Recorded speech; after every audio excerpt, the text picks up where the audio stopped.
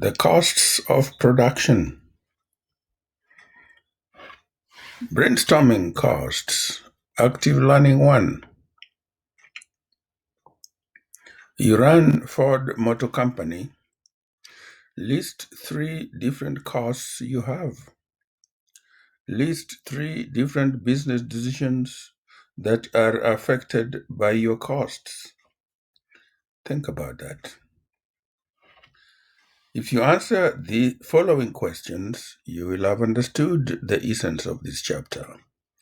What is the production function? What is marginal product? How are they related? What are the various costs? How are they related to each other and to output?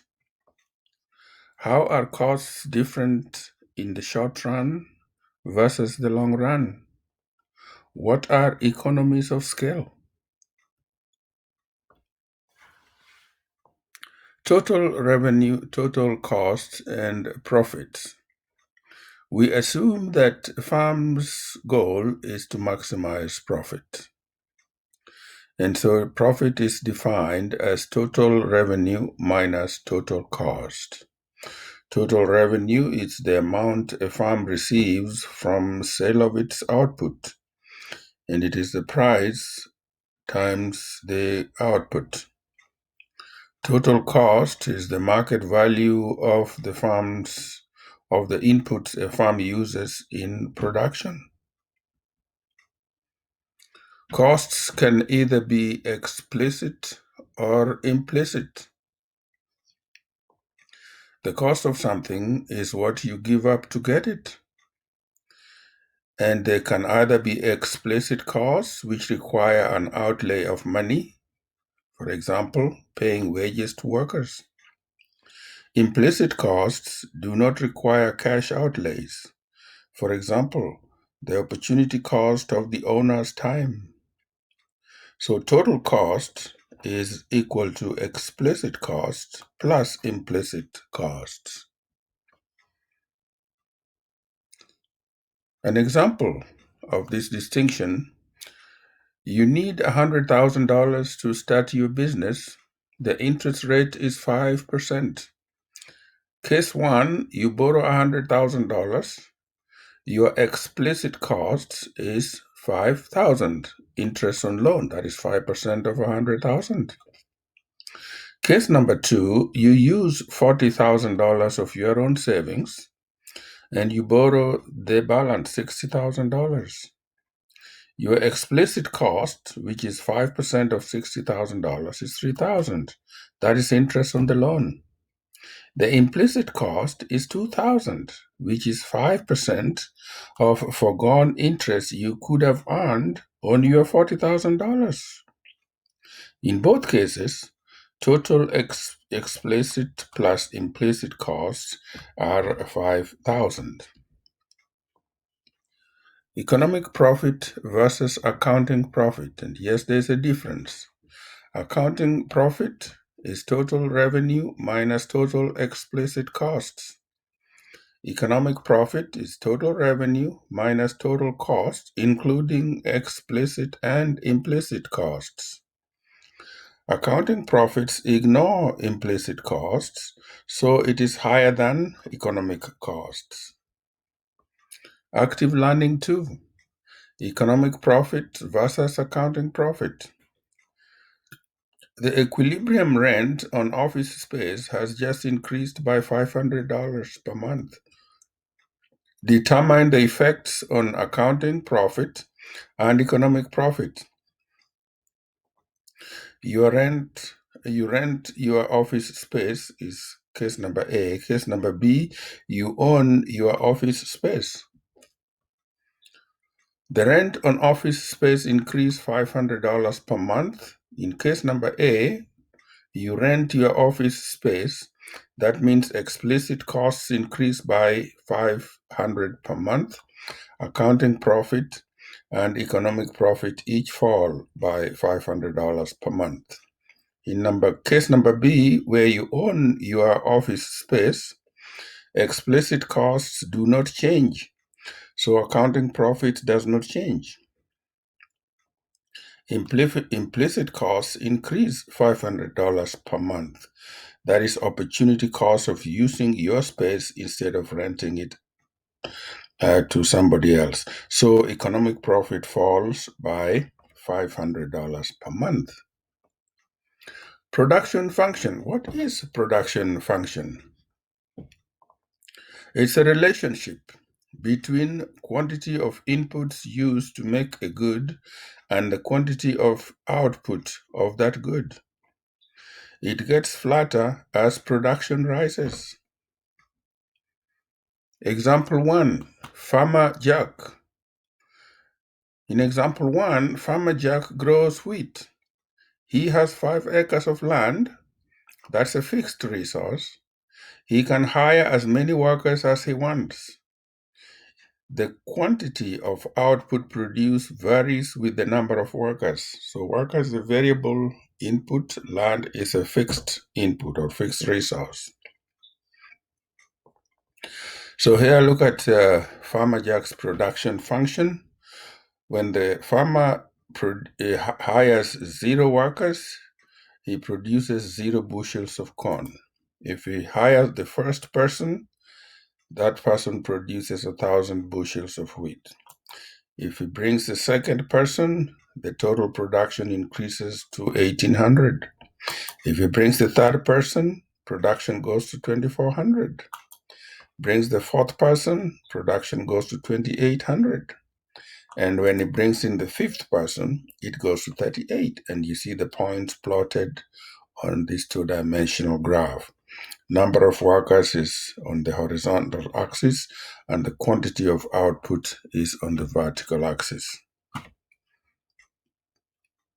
And then a smooth line shows an increasing graph with the decreasing slope. This graph gets flatter and flatter as you hire more and more people. We're going to see why. Marginal product. Marginal product is defined as an increase in output that arises from an additional unit of input. Other inputs held constant. In this case, land is held constant. Labor is the variable input. Slope of production function. In other words, marginal product is also the slope of the production function. So marginal product of labor can be calculated as delta Q divided by delta L, or change in output divided by the change in input, which is labor.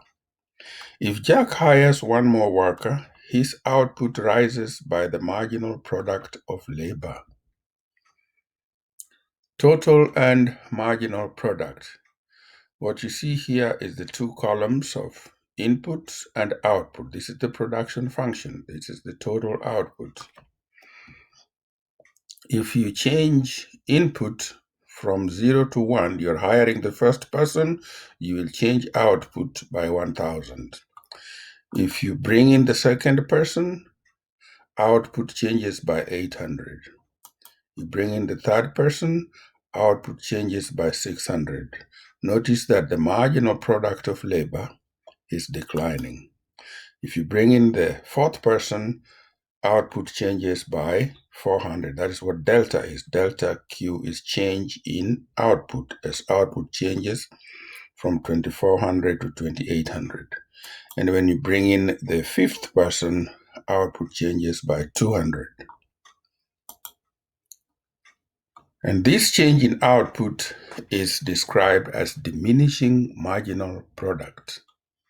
Marginal product of an input declines as quantity of the input increases. As you hire more and more people, the contribution of each and every subsequent worker declines. Production function gets flatter as more inputs are being used. The slope of the production function decreases. Marginal product of labor, the slope of the production function. This is the unit of labor. This is total product, which is Q, and this is the marginal product, which is the slope of the total product. Marginal product of labor equals the slope of the production function. Notice that marginal product of labor diminishes as labor increases. As you hire labor from 1 to 2 to 3 to 4, marginal product goes from 1,000 to 800 to 600. Marginal product diminishes as labor increases. This explains why the production function gets flatter as labor increases, diminishing marginal product. And that's the slope of the total product. So when you hire the first person, that first person contributes 1,000. You bring in the second person, the slope diminishes from 1,000 to 800. You bring in the third person, it diminishes from 8 to 6, and it continues to diminish it until you get to the fifth person. Why MPL is important? Rational people think at the margin. When Farmer Jack hires an extra worker, his cost rises by the wage he pays the worker. His output rises by the marginal product of labor. Comparing them helps Jack decide whether he should hire the worker or not. The Farmer Jack's output rises by a smaller and smaller amount for each additional worker. Why? As Jack adds workers, the average worker has less land to work with and will be less productive. The workers begin to crowd that 5-acre land. In general, marginal product of labor diminishes as labor rises, whether the fixed input is land, as in this example, or capital, which would be equipment or machines. Farmer Jack must pay $1,000 per month for the land, regardless of how much wheat he grows. So that's the fixed cost. The market wage for a farm worker is $2,000 per worker. That is the variable cost. So Farmer Jack's costs are related to how much wheat he produces. So if he hires one person who produces 1,000 wheat, the land costs 1,000. That is the fixed cost. You will pay that $1,000 whether it's producing or not. The cost of labor, which is a variable cost, it is variable because it changes with the number of labor. You hire one person, you spend 2,000. You hire two people, you spend 4,000. You hire three people, you spend 6,000. It is a variable cost. Total cost is the cost of land, which is a fixed cost, plus the cost of labor, which is a variable cost. So 1,000 plus 0 is 1,000.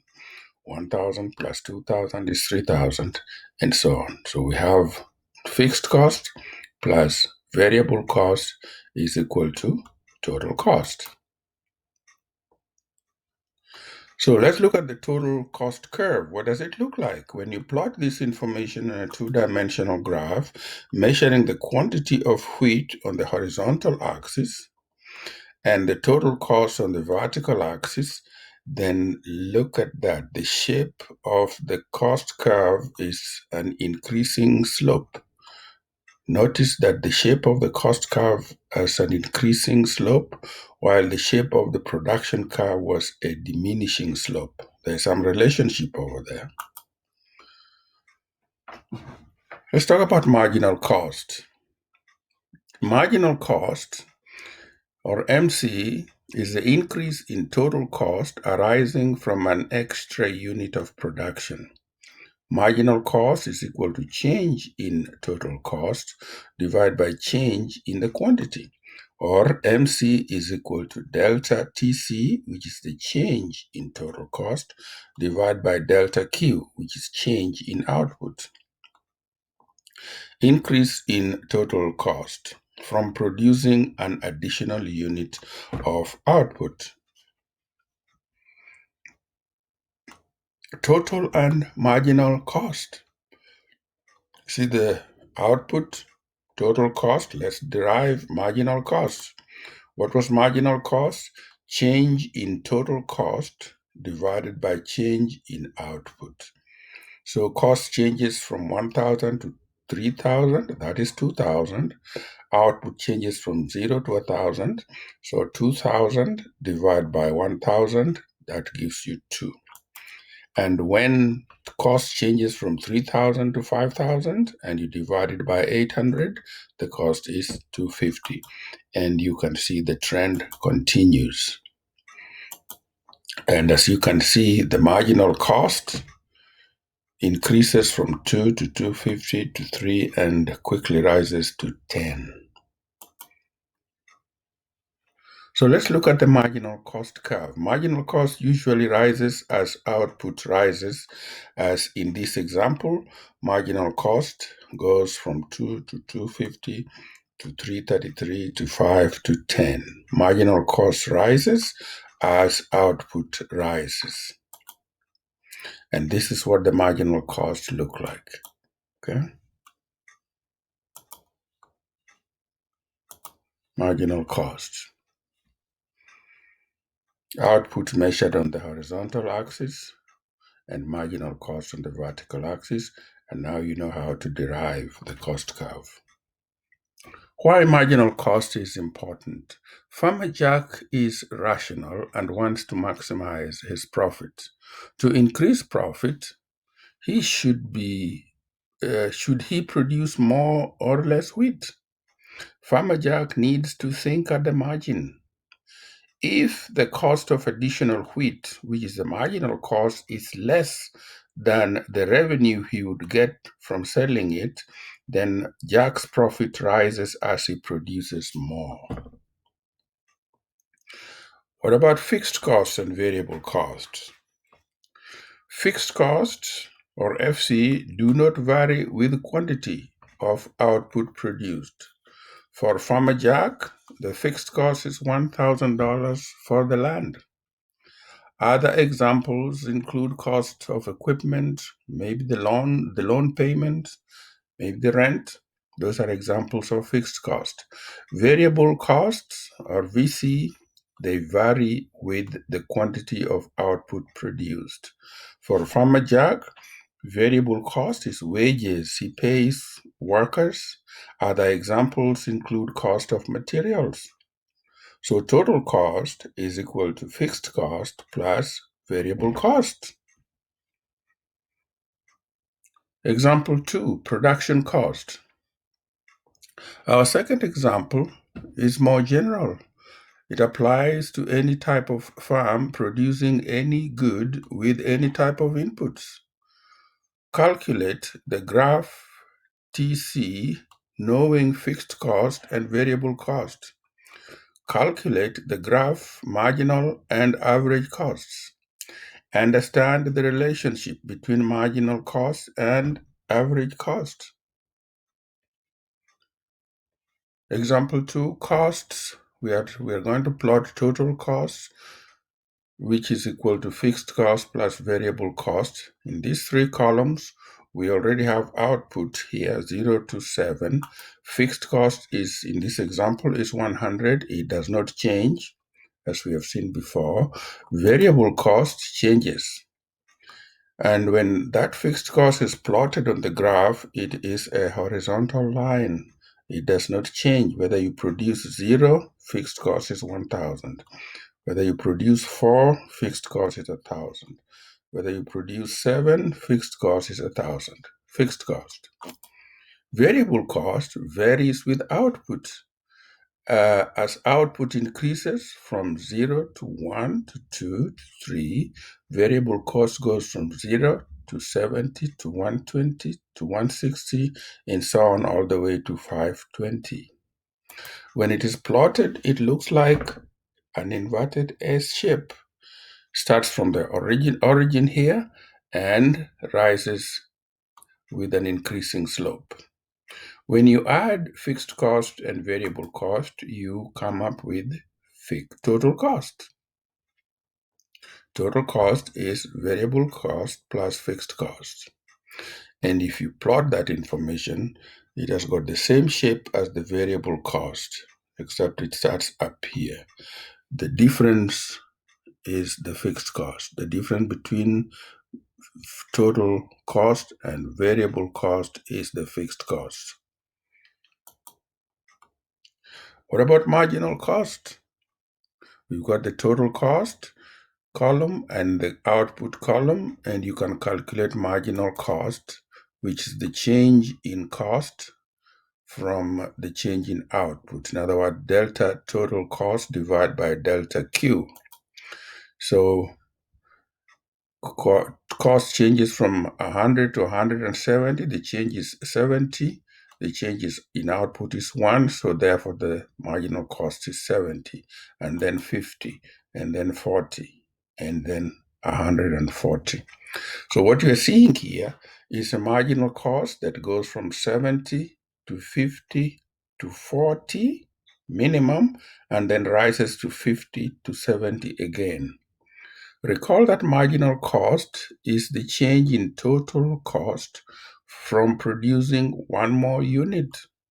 MC is delta TC over delta Q. Usually, MC rises as Q rises due to diminishing marginal product. Sometimes, however, as you see here, marginal cost falls before rising. Yes, you'll see here, marginal cost goes from 70 to 50 to 40, and then it rises from 40 to 50 to 70. In other examples, marginal cost may be constant. So there are several examples here, it varies. When you plot this information against output on the horizontal axis, it is a sort of a U shape. Goes down first from 70 to 50 to 40, and you can see 40 is the minimum. If you drop this perpendicular, that is 40, and it is right here between 2 and 3, okay? And then it rises rather sharply. Average fixed cost. Average fixed cost is fixed cost divided by output. So if this is fixed cost, which is 100, you divide it by output, the result is average fixed cost. So 100 divided by 1 is 100, 100 divided by 2 is 50, 100 divided by 3 is 33, and you can see average fixed cost declining over the entire range. Okay, notice that AFC falls as Q rises. The firm is spreading its fixed costs over a larger and larger number of units. And when you plot that information, it looks like this. Continues to decline over the entire range of your production. Average variable cost. Average variable cost is calculated as variable cost divided by output. So 70 divided by 1 would be 70, 120 divided by 2 would be 60, 160 divided by 3 would be 53.3. Average variable cost, or AVC, is variable cost divided by the quantity of output. That is, AVC is equal to VC divided by Q. As Q rises, AVC may fall initially. In most cases, AVC will eventually rise as output rises, which is what you see here.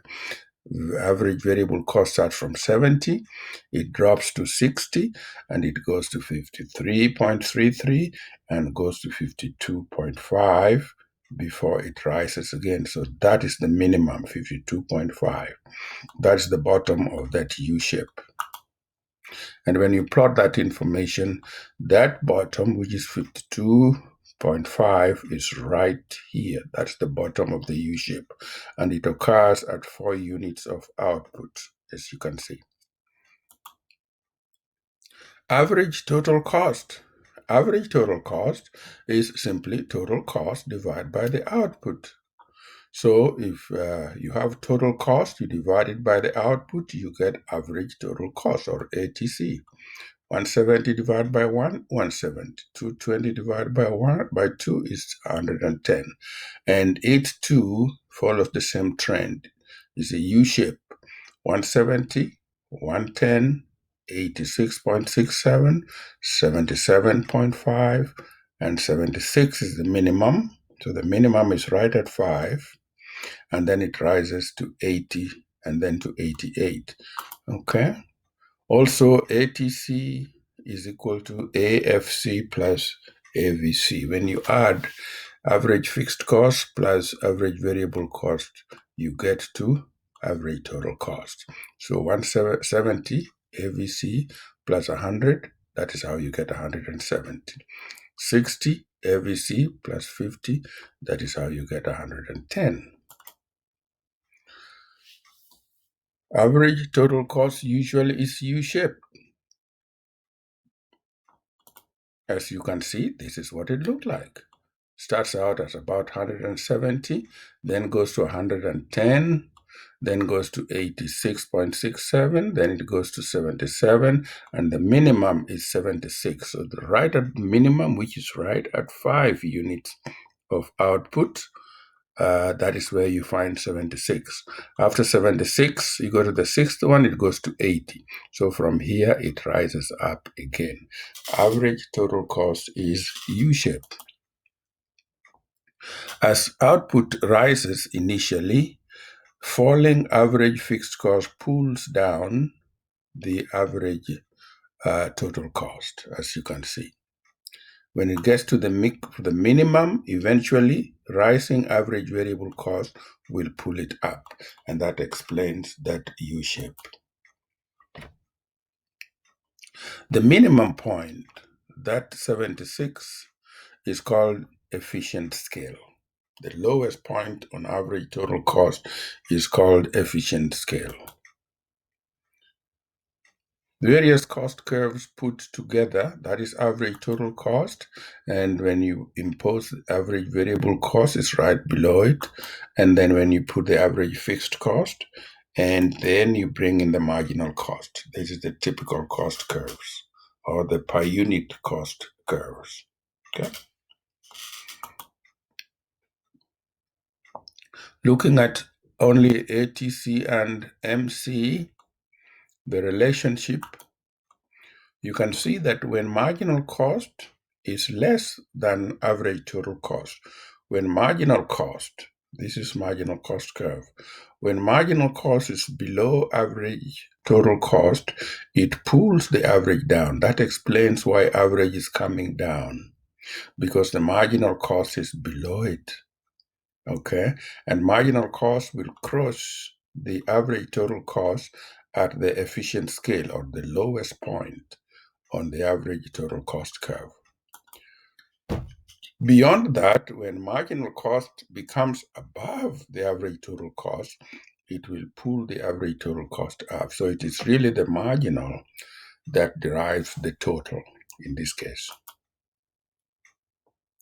Marginal cost curve crosses the ATC curve at the ATC curve's minimum point, that efficient scale.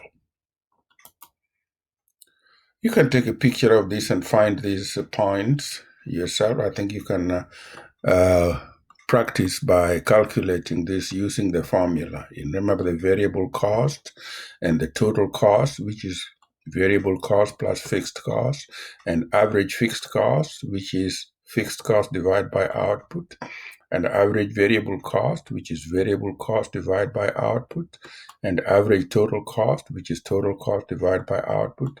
You can fill in all these blanks. I count on you to do some practice and find these answers. And the answers are provided here for you.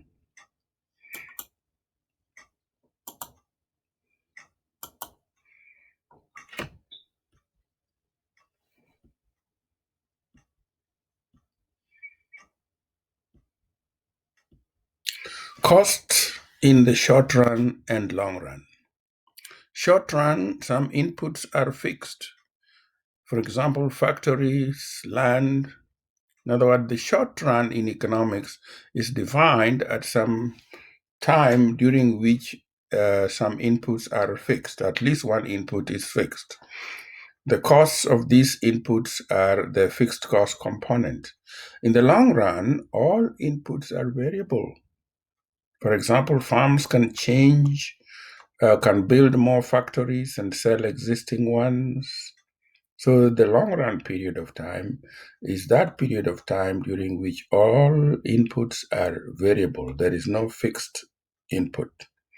In the long run, average total cost at any output is cost per unit using the most efficient mix of inputs for that output, for example, the factory size and the lowest average total cost. Long run average total cost with three factory sizes. Farm can choose from three factory sizes: small, medium, and large. Each size has its own short-run average total cost curve. So that would be the average total cost curve associated with the small size. This would be the average total cost curve associated with medium size. And this would be the average total cost associated with the large. The farm can change to a different factory size in the long run, but not in the short run. Okay, so really the long run is series of short runs. There's no such thing as continuous long run. You go with one short run and then you exhaust the economies of scale and build another plant. So we can see here, to produce less than A, you can use the smaller size farm. Maybe this is the farm that you started out with. And when you outgrow or you exhaust the economies on this farm, you build the bigger one. So output to produce between QA and QB, farms will choose medium-size farm. So you have gotten into a bigger size farm. That is the medium-size farm. And when you outgrow that size farm, now you build another one to produce more output, more than B. The farm will choose size L in the long run. So really long run is series of short runs. And so the long run is really tracing these short run average total cost curves. It is really an envelope that carries the short run average total cost curves. Okay, in the real world, factories come in many sizes, each with its own short-run average total cost curve. So a typical long-run average total cost curve looks like this. It's an envelope that carries this series of short-run average total cost curve. Again, there is no such thing as a continuous long-run average total cost curve. It's a series of short-run cost curves. You outgrow one size, you go into the next size, and you trace. And again, the interesting thing is it is also U-shaped. Okay, the short-run average total cost curve is U-shaped, and the long-run average total cost curve is U-shaped also. How ATC changes as the scale of production changes. Economies of scale. ATC falls as output increases. This is a range when you enjoy the benefits of economies of scale. As you grow larger and larger, the per unit cost declines. And then when you exhaust that economies of scale, you get into the range of the constant returns to scale. ATC stays the same as output increases. So you can continue to expand and get larger and larger, but your costs are now constant. Then beyond a certain point, you hit these economies of scale. Entrepreneurs usually don't want to grow beyond this point. Okay, ATC rises as output rises. Economies of scale. Long-run average total cost falls as quantity of output increases, increasing specialization among workers, more common when output is low. Then you hit the constant returns to scale. Long run average total cost stays the same as quantity of output changes. These economies of scale. Long run average total costs rises as the quantity of output increases, increasing coordination problems in large organizations. For example, management becomes stretched, can't control costs. There's bureaucratic bottlenecks, more common when output is high, when the organization is too big to be managed efficiently. Summary. The goal of farms is to maximize profit, which equals total revenue minus total cost. When analyzing a farm's behavior, it is important to include all the opportunity costs of production. Explicit costs, for example, wages a farm pays its workers. Implicit cost, wages the farm's owner gives up by working at the farm rather than taking another job. Economic profit takes both explicit and implicit costs into account, whereas accounting profit considers only explicit costs. A farm's costs reflect its production process. Diminishing marginal production function gets flatter as output of an input increases. Total cost curves get steeper as the quantity produced rises. Farm's total cost is equal to fixed costs plus variable costs. Fixed costs do not change when the farm alters the quantity of output produced. Variable costs change when the farm alters the quantity of output produced. Average total cost is total cost divided by quantity of output.